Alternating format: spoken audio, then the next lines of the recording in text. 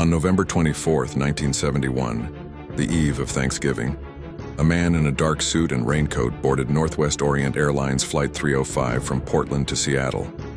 He gave his name as Dan Cooper, later misreported as D.B. Cooper.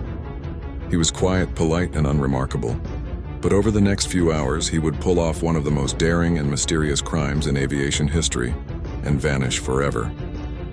Cooper ordered a bourbon and soda, lit a cigarette, and handed a flight attendant a folded note.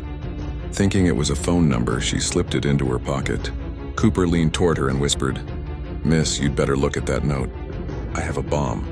Inside was a handwritten message claiming he had explosives in his briefcase. When she looked down, she saw red sticks, wires, and a battery.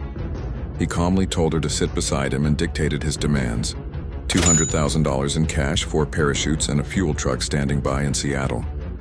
The plane landed just after 5:30 p.m. The passengers were told there was a minor mechanical issue. None knew what was unfolding.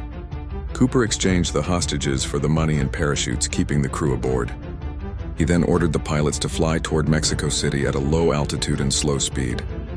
Somewhere over the forests of southwest Washington, in the middle of a storm, Cooper opened the rear stairs of the Boeing 727, stepped into the cold night air, and jumped. When the plane landed in Reno hours later, the rear door was open and Cooper was gone. Searchers scoured the wilderness below, expecting to find his parachute or remains. Nothing was found, no trace of him, his gear, or the money. It was as if the man had vanished into the sky. Nearly a decade later, in 1980, a young boy camping along the Columbia River discovered a decaying package of $20 bills buried in the sand, $5,800 in total. The serial numbers matched Cooper's ransom money, reigniting the mystery. How the cash ended up there and whether Cooper survived the jump remain unsolved. Over the years, dozens of suspects have been investigated. Ex-soldiers, criminals, and even airline employees.